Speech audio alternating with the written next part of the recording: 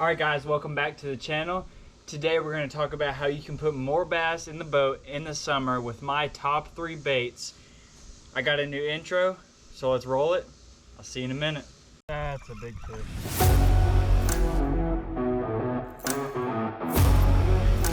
Look at that bite.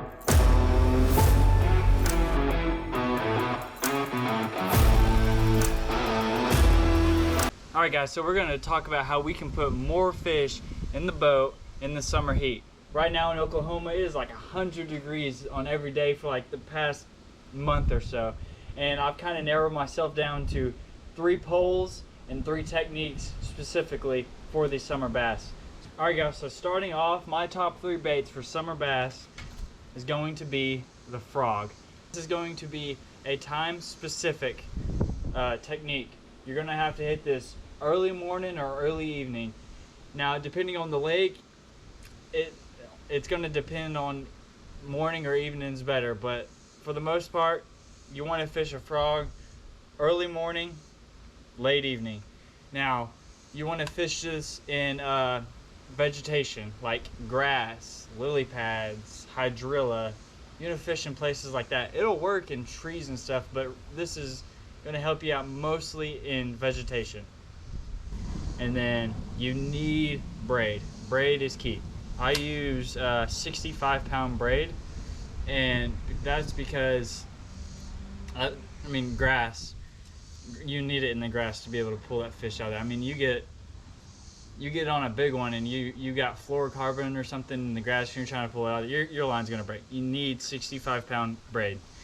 And then on top of that, you need a higher speed reel. This is a 7.5-1. I think I could, 8s are good. 8s are probably a little bit better for a frog. I use a 7.5. I think I could use an 8, but you want a little bit higher so you can reel it in fast, get it out of that vegetation quick, and be able to reel in your slack to be able to set that hook fast. One of the key factors, the most important part of your frog setup, is going to be a heavy action rod.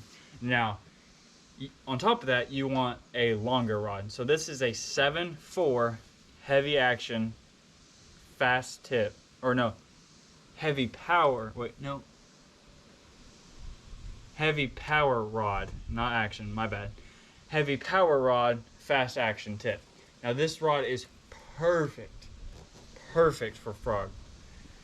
It has just enough backbone to where you can pull that fish out of the vegetation and grass, but it's not a broomstick. Like it's got a little bit of bend to it, but more than a medium heavy would, obviously. But this is perfect for that. That's all on the frog right there. Let's jump into our next one. Our second bait for summer bass fishing is going to be a big worm. Now, this one and the next one I'm going to show you are going to be my favorite 2 rods.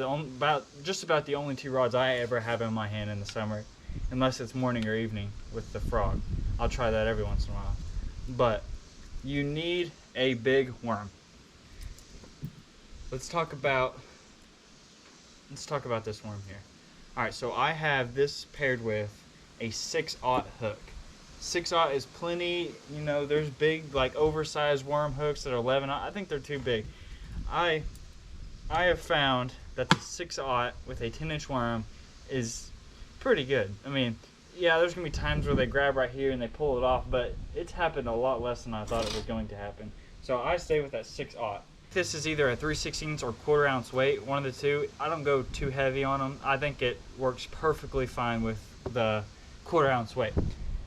So I do not peg my weight either. I let it slide. It like creates a little bit of competition, makes the bass more curious, like the worm's chasing a bait, whatever. See, because it slides down and then your worm will flutter down and follow your weight. Now let's talk about my line and the rod setup and reel setup. So this is 15-pound fluorocarbon, Seaguar Red Label fluorocarbon. I know you can do 20, I know you can do 17. I've fished brush piles and I've had freaking 5, 6, 7 pounders in brush piles, and I pulled them out with 15-pound tests. The Seaguar Red Label is just good for that stuff. So that's all I do. And then my knot is a double Pitson knot. I don't have a video on that, but I probably should make one. But it is a double Pitson knot. And then with a big worm, you need a little bit longer rod. I use a 7.3 medium heavy. I find this rod in action perfect for a big worm setup. Now I use 7.5 to 1. It's a little bit, you know, kind of 7.5 to 1 is becoming like the average now. That's all I use. I don't find the need for anything faster than that. And that's all I use for my worm setup. Now this one is probably going to be the main thing in my hand.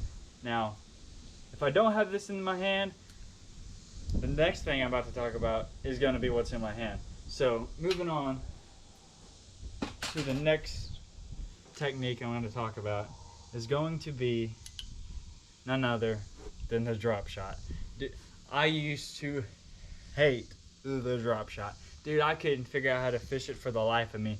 But I've grown to absolutely love it. Now, what's kind of got me into finesse fishing, and I've become more of a finesse fisherman this year, is this FX rod right here. This Extreme Angler Series FX rod paired up with the Vanford 2500 is perfect. I have a video on this. You can click it right there if you want to check out my finesse setup. And then, yeah, I mean, so what I do is I tie a Palomar knot, and then I need to make a video on that. I'll make a video on that. So I tie a Palomar knot, run my tag in through the eye of the hook and back down. That's what gives me the leader for my weight. For my hook, I use a Nico hook. It has a fluorocarbon stopper right there, so it holds my worm perfectly, and then it makes it weedless. That's one of the keys. When I first started throwing this, I was using just a normal drop shot hook, and I would thread it. Well, I was always getting hung up all the time, and I'd lose my way to my hook all the time. I always have to retie. I started using these Nico hooks and threading my worm. I have been caught up far fewer times than I would when it was just threaded. Now, this right here is going to be probably what I'm going to have in my hand 90% of the time in the summer. I don't know why I have fallen in love with this setup, but I have caught so many big fish in this exact color, freaking pink with a chartreuse tail. This thing is a bass magnet. I have caught a lot of fish on this rig right here. Now, the way you want to work this is you want to throw it out there, and I use live scope for it. Y'all call me a cheat or whatever. I don't think it's cheating because I've missed so many fish on live scope. They don't even bite it like 90% of the time. I don't think it's cheating, but that's your preference. So what I do is I find the fish on my scope, I throw it out there on them, and 90% of the time when I get them to bite this, all I did is throw it out there to them, let it drop, and just pull my line up and just let it sit there. Don't even move it. The current's gonna take that little robo worm right there, and it's gonna flutter this thing like crazy. Like just sitting there, like it's gonna flutter just like that, and that bass is gonna go wild for it. So that's how I catch 90% of my bass in the summer. Now I get that there's always going to be more lures out there, and you can always catch fish on different lures out there, but that's my main 3 bass lures that I use in the summer to catch big bass.